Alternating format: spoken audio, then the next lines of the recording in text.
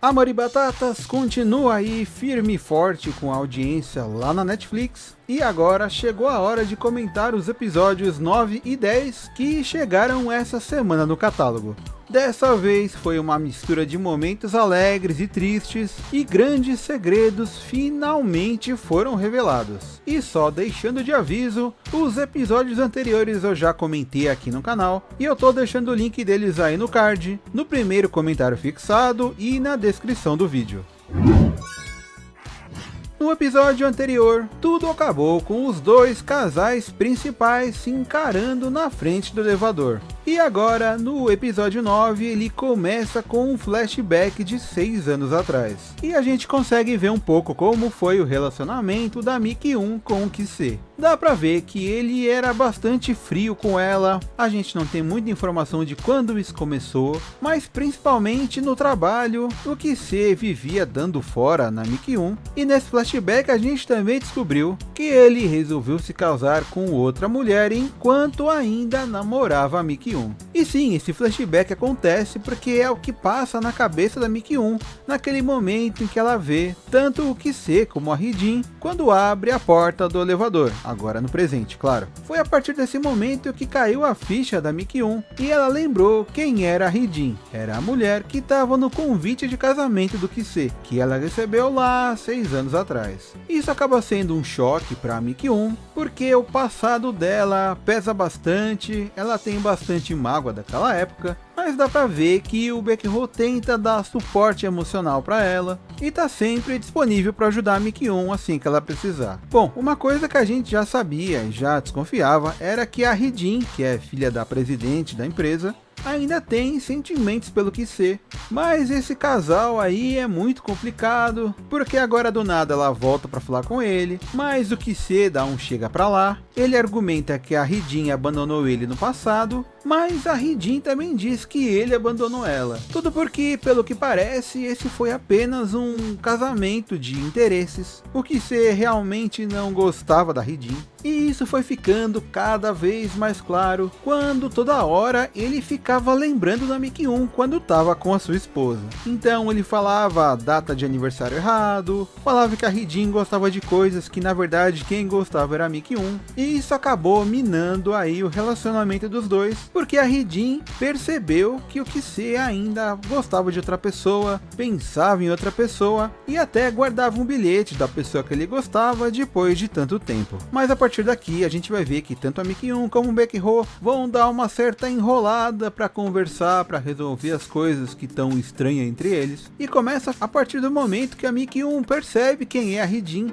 Eles acabam encontrando ela ali na margem do rio Han, e a Hee-jin tá lá bêbada, cantando pro nada e chorando as mágoas, chorando as pitangas. Mas nesse momento a Miki-un aproveita para dar uma certa investigada e pergunta da Hee-jin sobre o passado dela, sobre o marido dela, mas isso sem deixar transparecer o passado que ela teve com o Ki-se, que tanto a Hee-jin como o Baek-ho não sabem ainda. E o interessante é que o Ki-se fica sempre ali na casa dele, olhando pro nada, na maior sofrência, e realmente ele deveria arranjar um hobby, conhecer uma pessoa diferente, mudar de vida, porque ele tá preso naquele relacionamento antigo, ou melhor, nos dois relacionamentos antigos dele. Mas pelo menos ele resolve se encontrar com a Miki-un, e o legal aqui na cena é que eles aparecem juntos no bar quando ela tá chegando. O K-drama faz mais uma piadinha com aqueles clichês de comédia romântica que tinha acontecido várias vezes lá no primeiro episódio, e aqui eles retratam aquele momento de quando chega uma ex-namorada no bar onde tá o ex-namorado lá,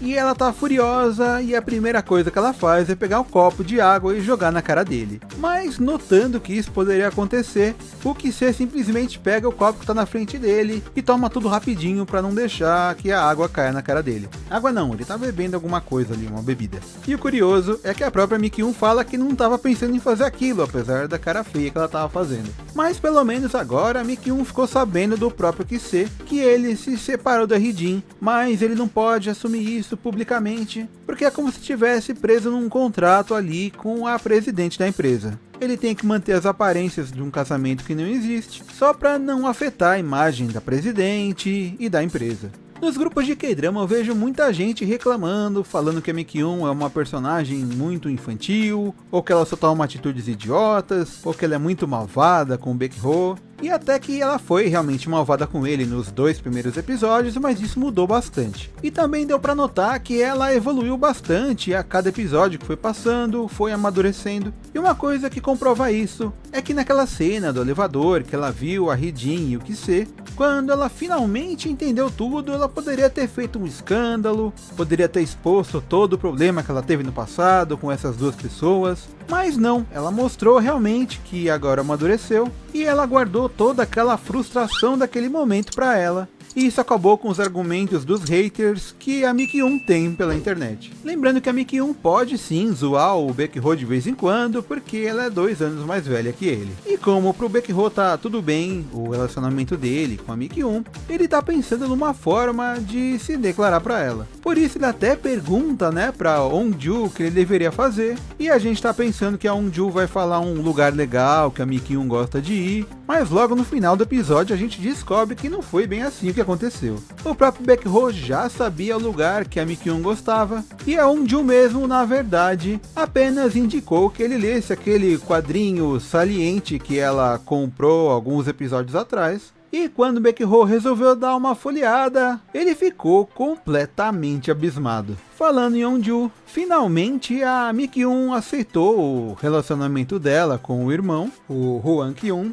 Mas para isso acontecer, a Mi-kyun teve que se arrepender do que tinha feito, porque a Hongju fugiu da pousada. Depois a Mi-kyun e o irmão foram atrás dela, na casa dos pais dela. E tudo acabou virando caso de polícia, porque algumas crianças que passavam por ali denunciaram que eles estavam tentando pular o muro de uma casa. Mas isso acabou comprovando que a Hongju, no fim das contas, gosta muito mais da Mi-kyun do que o próprio namorado. Mas no fim das contas, o passeio da Mi-kyun com o Baek-ho aconteceu e a declaração foi sem declaração. Apesar disso, eu acho que a Mi-kyun entendeu o que ele queria dizer e agora realmente eles estão namorando de verdade. Ou será que não? Mas assim que vem uma notícia boa, também vem uma notícia triste, porque o pai do Park Se morreu. E quem aparece no velório para confortar ele não poderia deixar de ser a Mi-kyun. Depois dela ficar um tempo, a Mi-kyun resolve ir embora, mas o Ki-se vai atrás dela, começa a chorar e encosta no ombro da Mi-kyun.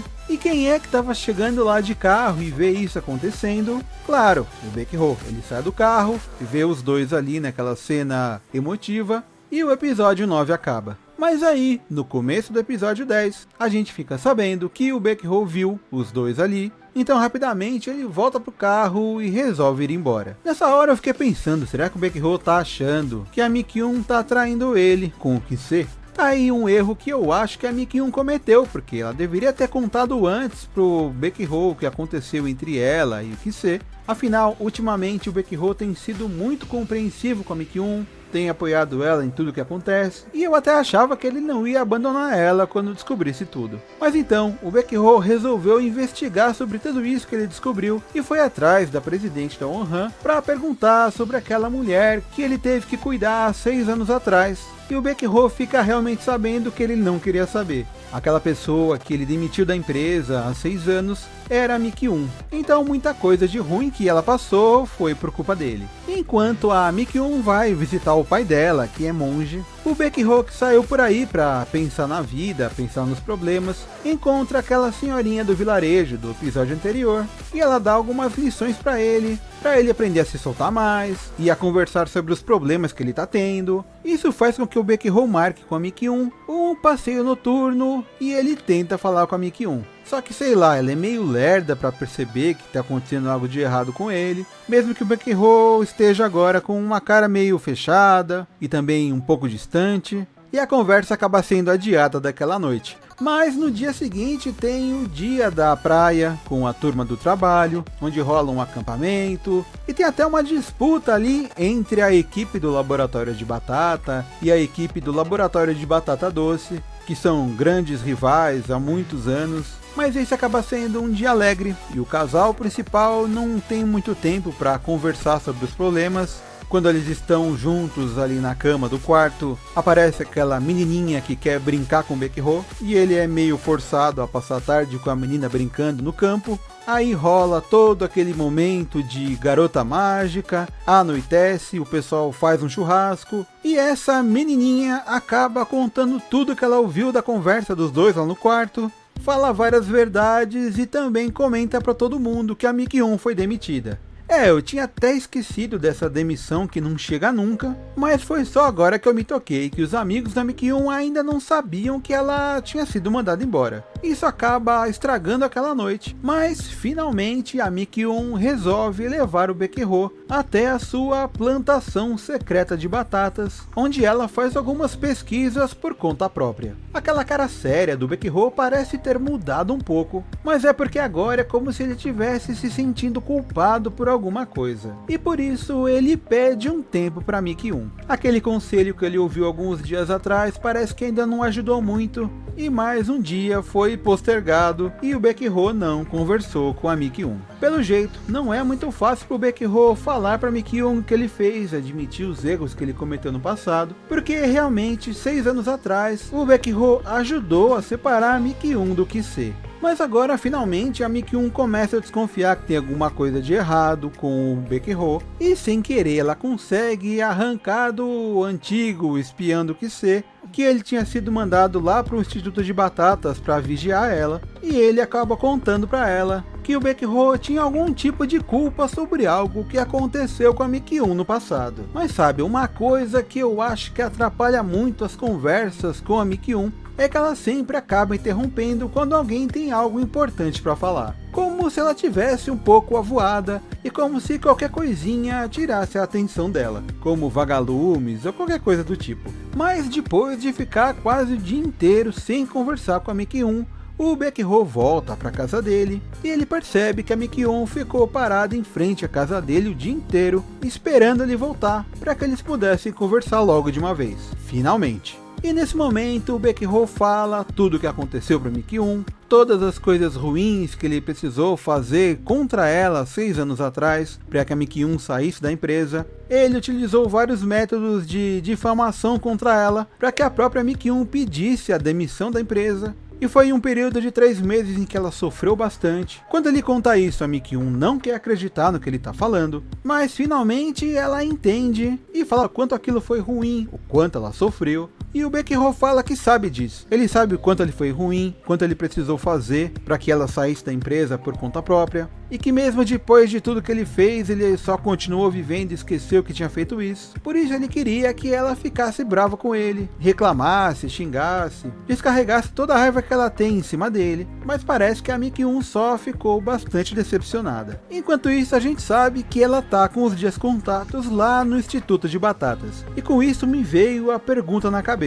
Será que a Mi-kyun vai perder 2 empregos por conta do Baekho? É nesse momento que acaba o episódio 10, e tudo que estava indo muito bem entre o casal principal acaba desandando um pouco. Isso porque a gente sabe que faltam só mais 2 episódios, e essa é aquela famosa briga que acontece nas comédias românticas, para dar aquela emoçãozinha a mais nos episódios finais. Na semana que vem a gente vai descobrir como eles vão resolver isso, e eu quero chutar algumas coisas que eu acho que vai acontecer. Como a Mi-kyun tá saindo da empresa, eu também acho que o Baekho vai largar o cargo dele, e como a Mi-kyun tem um pequeno laboratório de pesquisa de batatas, eu acho que o casal principal vai resolver os problemas que eles têm um com o outro, vão acabar ficando juntos e vão trabalhar nesse instituto de pesquisa de batatas independente que a Mi-kyun criou. Se o Baekho largasse o emprego que ele tem lá na Wohan, seria uma forma dele se desculpar com a Mi-kyun pelo que ele fez com ela. Agora, eu também vou torcer para que a Hee-jin e o Kise encontrem alguma pessoa por aí, e que eles saiam dessa vida de ficar removendo as tristezas do passado. Assim, todo mundo fica feliz, a gente tem final feliz, e não vai ter nenhum espectador reclamando do final do K-drama. Mas agora me diz aí o que você achou dos episódios 9 e 10 de Amor e Batatas. Valeu a pena assistir até aqui? Ele tá prometendo muito para os 2 últimos episódios? Me fala também o que você espera e como você acha que vai ser o final de Amor e Batatas. Não esqueça de deixar a sua curtida aqui no vídeo, caso caso tenha gostado, e eu acho que você gostou porque assistiu o vídeo até o final, e também se inscreva no canal para receber mais conteúdos sobre K-drama como esse. Eu sou o Sérgio Sampa, dorameiro desde 2009, e este é o canal Curtindo Aquele Drama.